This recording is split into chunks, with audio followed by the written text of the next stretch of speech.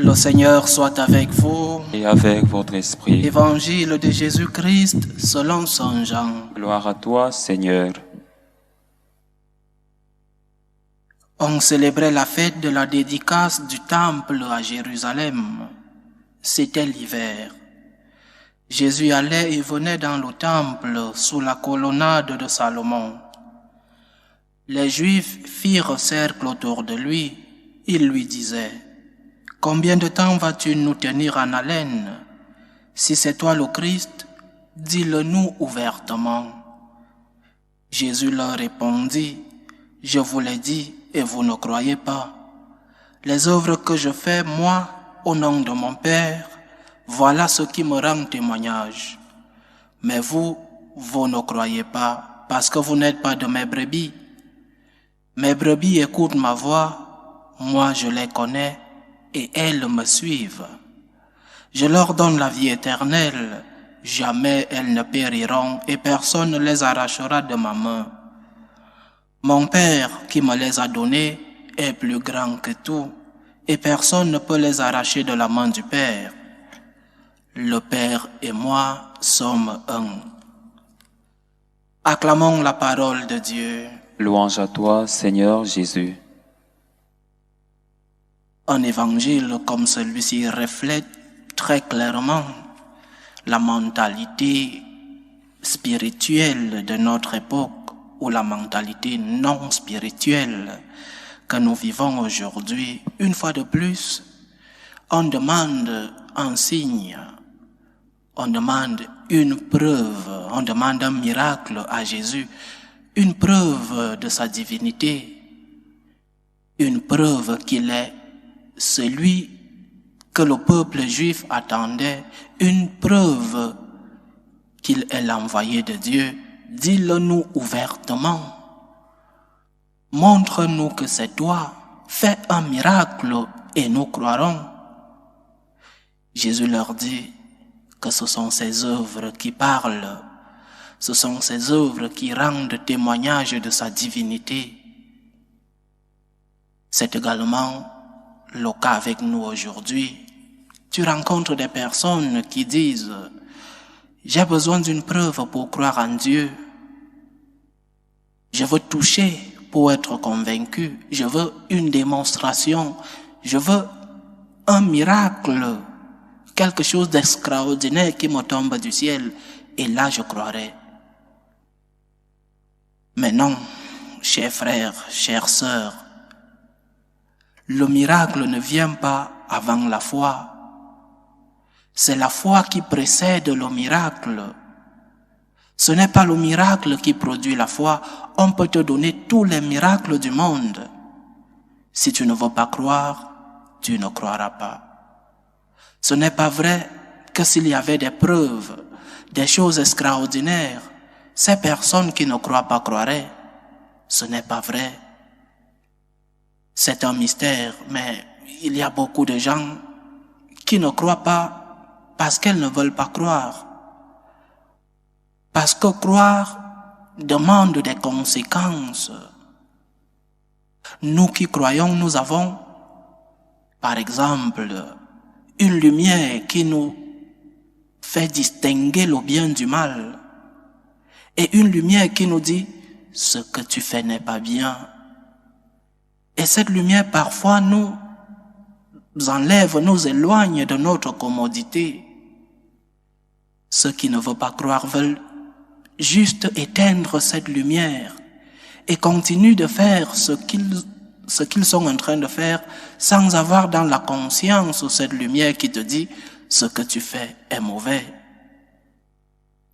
Ce n'est pas le miracle qui va te donner la foi. Ce n'est pas une autre preuve de l'existence de Dieu qui va te convertir. Ces personnes veulent juste rester dans leur aise, en faisant ce qu'elles ont à faire et avec une conscience laxiste qui leur permet de commettre n'importe quelle barbarie, avec une conscience tranquille, en se sentant bien. Parce que croire nous appelle à une conversion. Je crois et j'essaye de suivre des commandements. Nous sommes dans la mode de l'anarchisme. Je fais ce que je veux, je fais ce que mon corps me demande. Il n'y a pas de loi. Le monde de la post-vérité, nous sommes partis de la post-modernité à la post-vérité. La vérité n'est plus objective, chacun détient sa vérité, ou alors le nombre. Parce que la majorité dit ceci, c'est cela qui est vrai. Ou alors j'ai ma vérité et tu as le droit d'avoir la tienne, le monde de la post-vérité. Dieu nous a déjà montré tant de preuves de son existence, tant de preuves de son amour, des preuves extérieures, regarde la nature, et des preuves en nous-mêmes, regarde ta vie. Peu importe les preuves qu'on te donne, si tu ne veux pas croire, tu ne croirais pas. Quelle preuve de plus demandons-nous à Dieu? Que doit faire le Seigneur pour que nous croyions en lui? Apparaître à tout le monde? Quelqu'un dirait, c'était un rêve. Faire un miracle à chacune des personnes qui ne croient pas? Un autre dirait, fruit du hasard. Qu'est-ce que Dieu doit faire pour que nous croyions en ses œuvres? Qu'est-ce que le Seigneur doit faire pour que nous croyions en son existence? Qu'est-ce qu'il doit faire pour que nous respections ses commandements? Parce que même après un miracle, quelqu'un dira, un autre, celui-ci était fruit de la science ou du hasard. Je veux un autre miracle. C'est absurde. C'est absurde que nous croyons en l'existence d'une explosion qui a mis en ordre la nature, le Big Bang. Quelle grande foi nous avons. La foi en le non-Dieu, la foi au hasard. Parce que le Big Bang, c'est croire qu'un jour rien n'existait et soudain il y a eu explosion. Et tout ce que nous voyons s'est mis dans l'ordre. Mais pourquoi il n'y a pas eu une autre explosion? Nous avons une très grande foi, une admirable foi en le non-Dieu. Mais une foi ridicule. Dieu nous a montré tant de preuves. La création n'est pas le fruit du hasard. Et puis, les œuvres personnelles en chacun d'entre nous, les œuvres que Dieu a faites et qu'il continue de faire en chacun d'entre nous, tant de fois que Dieu nous a montré sa main dans notre vie, tant de fois que nous avons senti la main de Dieu, une main protectrice, une main miséricordieuse, une main accompagnatrice, une main qui te guide sur le bon chemin. Tant de fois que nous avons senti la main de Dieu dans notre vie et tu ne veux toujours pas croire et tu ne veux toujours pas avoir des œuvres de ta foi et tu demandes chaque jour un autre miracle et encore un autre.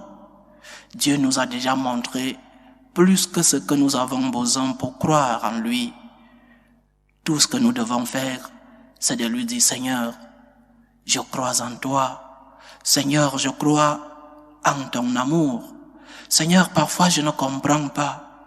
Parfois tes mystères sont si difficiles à déchiffrer. Mais je sais que tu es là. Je sais que tu existes et que tu continues de m'accompagner. Pardonne-moi dans mes moments de doute. Pardonne-moi quand je n'arrive pas à comprendre ton existence et ta présence dans ma vie. Je crois que tu m'accompagnes chaque jour. Me voici, Seigneur, pour faire ta volonté. Que le Seigneur nous aide à pouvoir reconnaître sa présence dans notre vie, qu'il nous aide à pouvoir croire en ses œuvres et que nous puissions donner une réponse de gratitude, une réponse qui nous amène à lui avec un cœur d'amour. Seigneur, j'ai confiance en toi. Seigneur, merci pour ta main dans ma vie. Loué soit Jésus-Christ. À jamais.